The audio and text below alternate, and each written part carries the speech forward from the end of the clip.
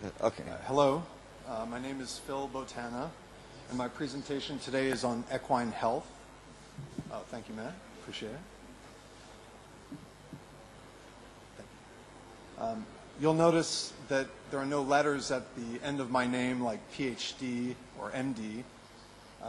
I come to present this to you from the standpoint of a business development manager at SCD Probiotics, and my topic is somewhat more commercial in nature than some of the other presentations you've seen. I do remember from my university days that the importance of properly identifying your sources, so I'd like to take this opportunity to credit Understanding Equine Nutrition by Karen Briggs and Equine Nutrition and Feeding by David Frape for helping me understand the digestive system of the horse and their nutritional needs. I'll go into the specific species and their health benefits later in the presentation, but first I'd like to talk a little bit about the global marketplace for horses and the way horses are cared for by humans. Globally, there's an estimated 55 to 58 million horses. Poland, for example, has an estimated 240,000 horses as compared to the United States with 10.5 million. Horses are grazing animals by nature. In the wild, a horse will eat continuously throughout the day, feeding on grass and hay as they move from one place to another. You can see on this slide the typical grazing posture of a horse and how its food passes through the esophagus and into the foregut and then on to the hindgut. On the front end of the horse's digestive system, food is digested using enzymes. In the back end of the horse, food is digested using microbial fermentation. So simple carbohydrate sources such as starch from grain are digested in the foregrunt with enzymatic digestion, and fibrous sources such as oat hulls, soy hulls, beet pulp, hay, and pasture are digested in the hindgut using bacterial microbial digestion. And that occurs in the cecum and the colon. In nature, a horse would graze for between 12 to 20 hours a day and utilize a slow digestion process of fermentation of fiber. Once horses became domesticated, their diet and eating habits changed to suit the schedules and work needs of their masters. Feeding times were dictated, as was the quantity of feed, and carbohydrates in the form of grains were added to the diet. Add to this the small size of a horse's stomach and its inability to vomit or burp, and digestive issues and related health issues were inevitable.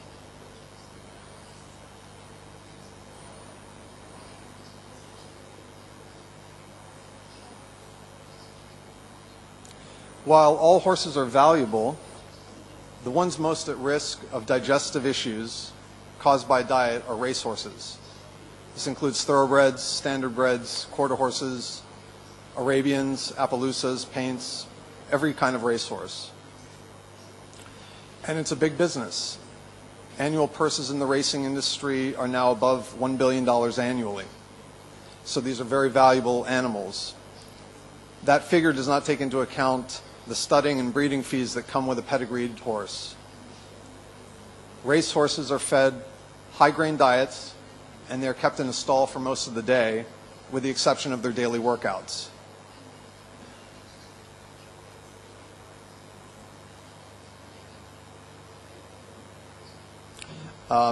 Performance horses, which include dressage horses, Western dressage, I would also include polo in that category, are also fed similarly high-grain diets with added protein and fat, and they're fed on a similar schedule to thoroughbreds.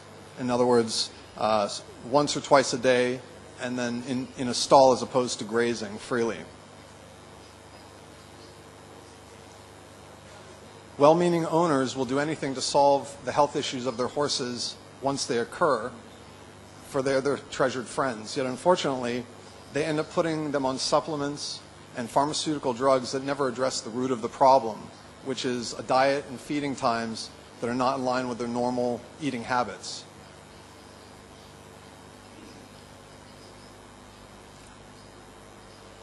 The horse was never designed to ingest large quantities of food at one time.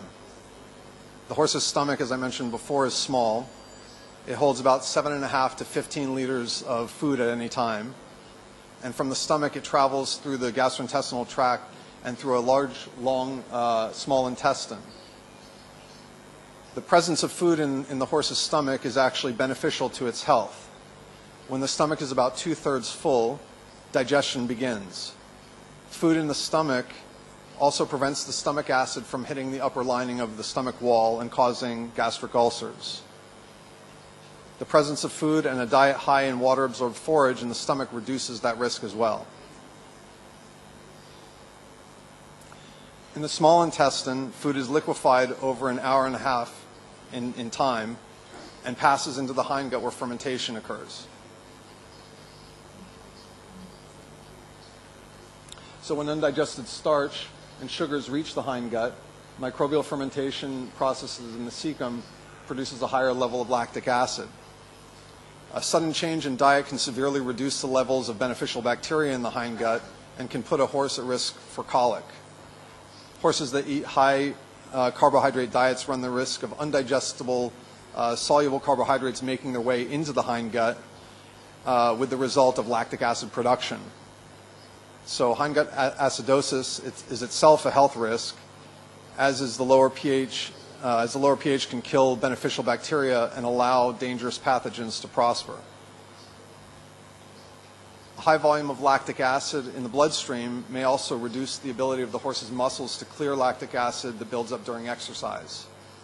This in turn leads to slower recovery from exercise, hence tying up.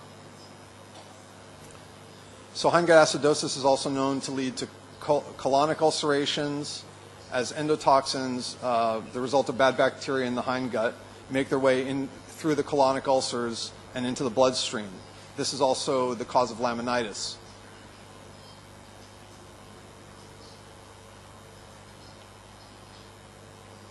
So the three biggest issues for horses are laminitis, colic, and gastric ulcers. And probiotics can greatly impact the horse's health for the better as a preventative and maintenance measure. This slide illustrates how the bad bacteria ends up in the bloodstream and then makes its way down to the hoof where laminitis occurs.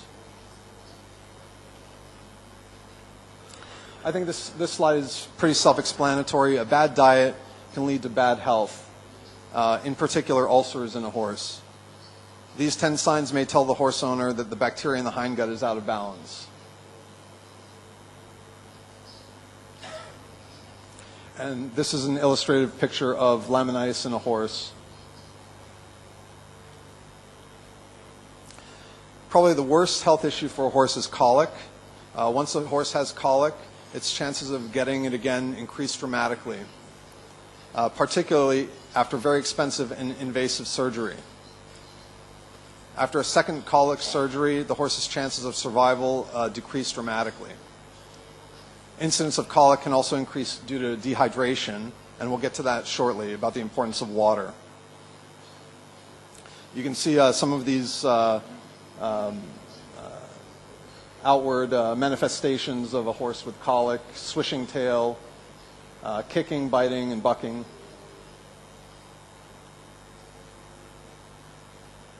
So to aid and prevent hindgut acidosis, laminitis, and ulcers and colic, what can we do? Well, this list is certainly advisable. The fact is that many of these options are just not practical when talking about race and performance horses. These horses must eat high protein and high carbohydrate-rich diets to perform as they are requested to. They also have to be transported by road and sometimes by plane to global destinations for competitions and are regularly subjected to quarantine once they arrive.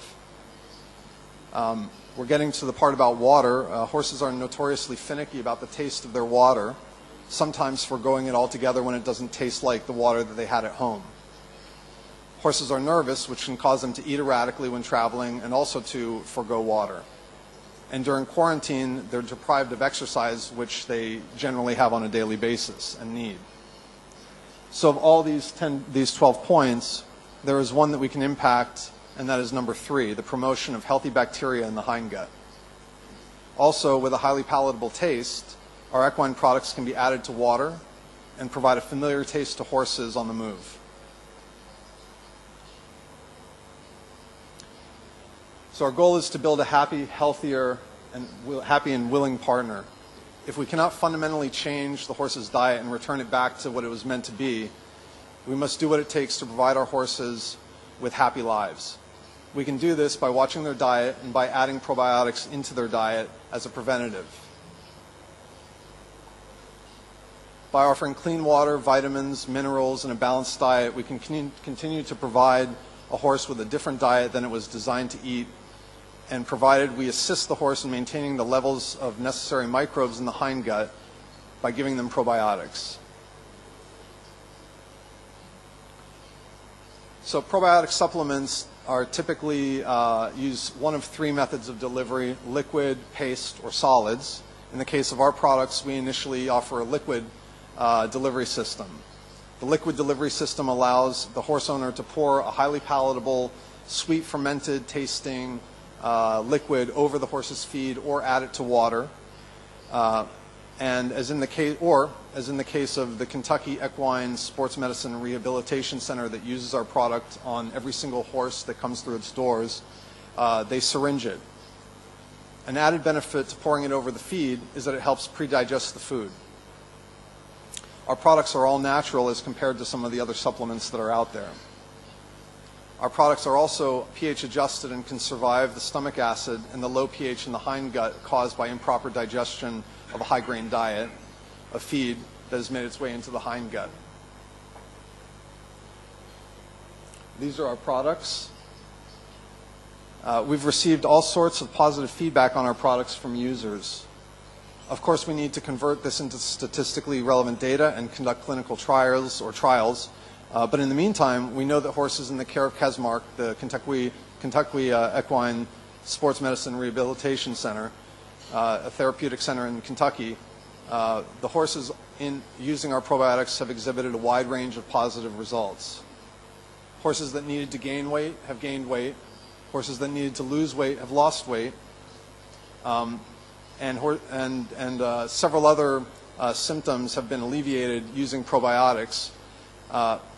So they're getting into better shape faster with the introduction of probiotics. Now on to some of the data about the product. Our products are made with 12 species known to be beneficial for horses. This list is based on U.S. regulations.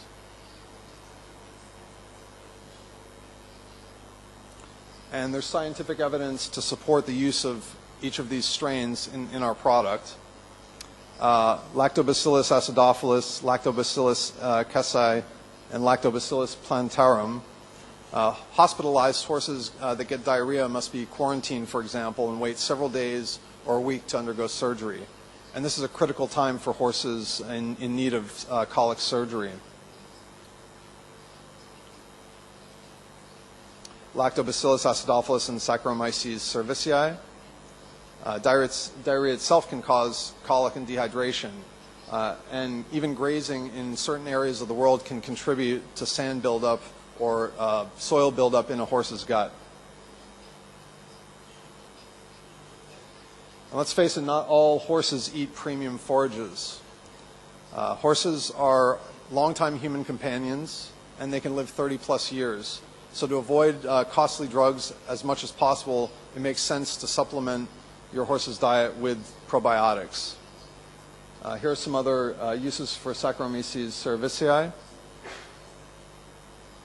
and here as well.